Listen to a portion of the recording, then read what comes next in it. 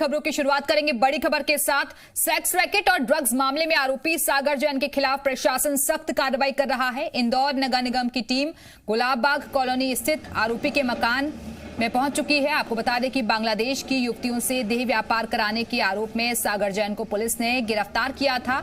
वो अभी फिलहाल जेल में बंद है। देह व्यापार के खुलासे के बाद ही पुलिस को मिली ड्रग्स तस्करी की जानकारी और आरोपी की निशानदेही पर ही पुलिस ने ड्रग्स वाली आंटी पर शिकंजा कसा है। तो देह व्यापार में आरोपी के घर पहुंची है निगम की टीम और मकान को ध्वस्त किया जा रहा है। और इस वक्त हमारे साथ हमारे सहयोगी शैलेंद्र जुड़े हुए हैं। शैलेंद्र, अब मुश्किलें बढ़ती हुई नजर आ रही हैं। देह व्यापार के आरोपी और ड्रग्स केस में भी उसकी मिलीभगत सामने आई थी।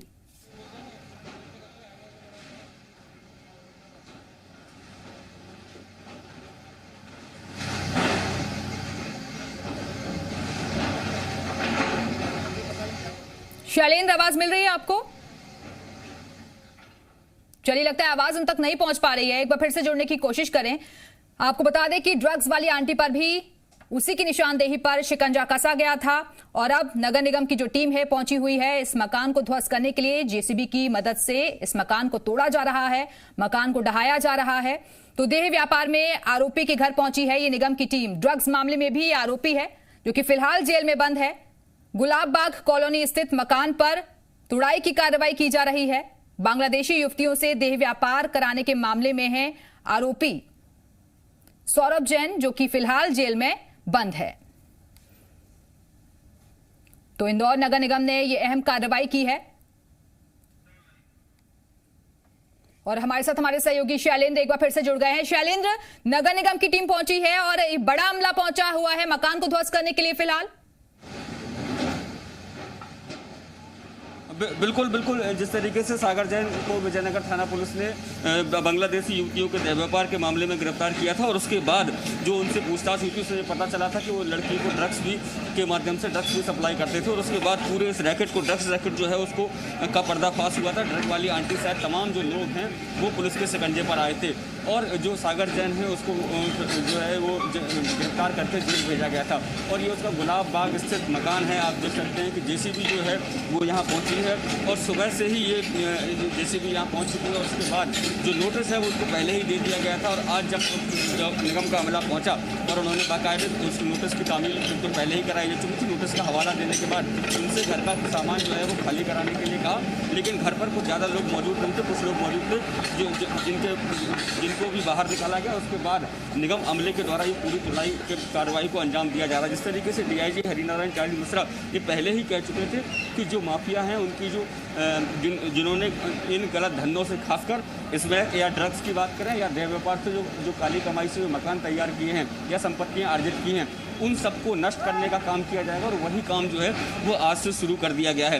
तो ऐसे में कहीं ना कहीं ये कहा जा सकता है कि इंदौर जिला प्रशासन की एक बड़ी कार्रवाई है उन माफियाओं के खिलाफ जो लगातार ड्रग्स या अन्य धंधों में संलिप्त रहते हैं। तो ऐसे लोगों पर अब जो है प्रशासन जो है वो कार्रवाई कर रहा है। हमारे साथ उपायुक्त लता मैडम जो है नगर निगम से मौजूद हैं, उनसे बात करने की कोशिश करेंगे।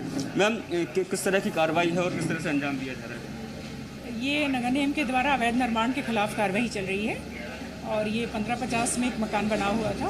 उस मकान के खिलाफ हमने जो बिल्डिंग परमिशन के विपरीत बनाया हुआ है उसको हटाने की कार्रवाई की जा रही है। बताइए, ये सागर जैन जो है वो देह व्यापार से भी जुड़ा हुआ था, ड्रग्स मामले में भी रहा इसका नाम। इसमें पुलिस अच्छे से बता पाएगी आपको।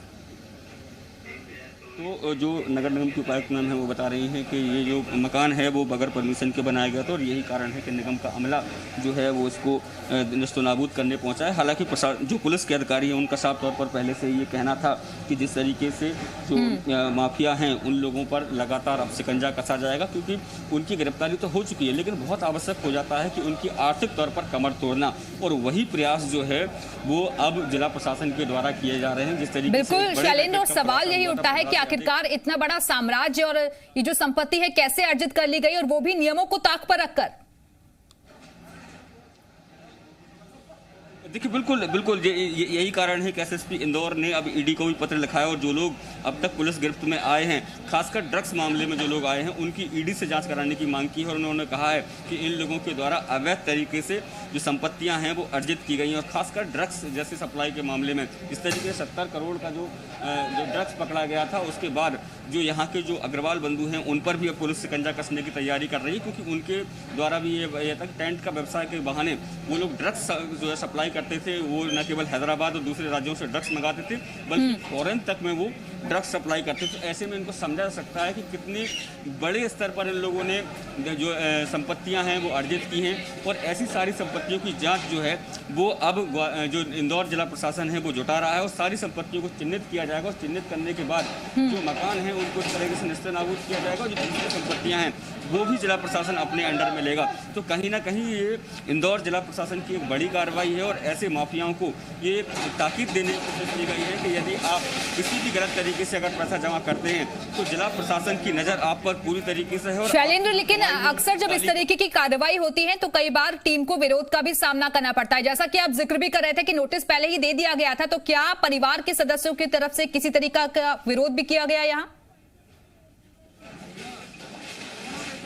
देखिए, यहाँ जब प्रशासन जब पहुँचा था तो कुछ लोग घर में परिवार के सदस्य मौजूद थे, उनके द्वारा ये कहा गया कि सामान निकालने की जो बात है वो जरूर की गई थी, लेकिन प्रशासन ने साफ तौर पर ये कहा कि आपको 7 दिन पहले नोटिस दे दिया गया था और आपको ये ताकीद कर दी गई कि 15 तारीख को आपके यहाँ कार्रवाई होनी है। ऐसे में यदि आपने अपना सामान नहीं निकाला है तो गलती आपकी है। हालांकि कुछ आवश्यक सामान जो है वो निकालने की मोहलत जरूर दी गई थी, और उस दौरान जितना सामान निकाल लिया गया वो ठीक है। और उसके बाद जो है तो जिला प्रशासन की तरफ से निगम का अमला जो यहाँ पहुँचा है 2 JCB के माध्यम से, एक आगे की तरफ से और एक पीछे की तरफ से, दोनों तरफ से जो है वो मकान को अपने का कार्रवाई जो है लगातार जारी है। शैलेंद्र, बिल्कुल, अभी तो गुलाब बाग कॉलोनी में ये कार्रवाई चल रही है, न जाने ऐसे कितने और आलीशान मकान होंगे जो कि अलग अलग कॉलोनियों में अलग अलग इलाकों में मौजूद होंगे, तो वहां पर भी टीम पहुंचेगी ऐसे ही इन अवैध निर्माण को ध्वस्त करने के लिए। बिल्कुल निश्चित तौर पर जिस तरीके से मैंने बताया कि जिला प्रशासन और पुलिस की टीम मिलकर ऐसे जो माफिया हैं जो अब तक पकड़े गए हैं उनकी सबकी संपत्तियों की सूची तैयार कर रही है।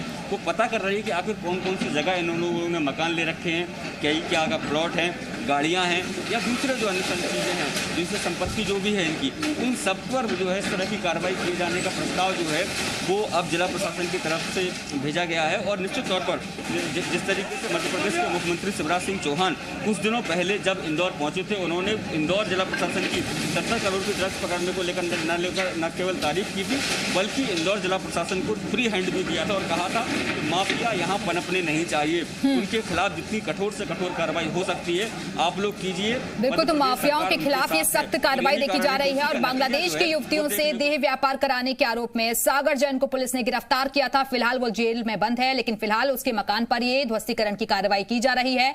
नगर निगम की टीम पहुंची है इस मकान को ध्वस्त करने के लिए। बहुत बहुत शुक्रिया आपका शैलेंद्र, हमारे साथ जुड़ने के लिए, जानकारी देने के लिए।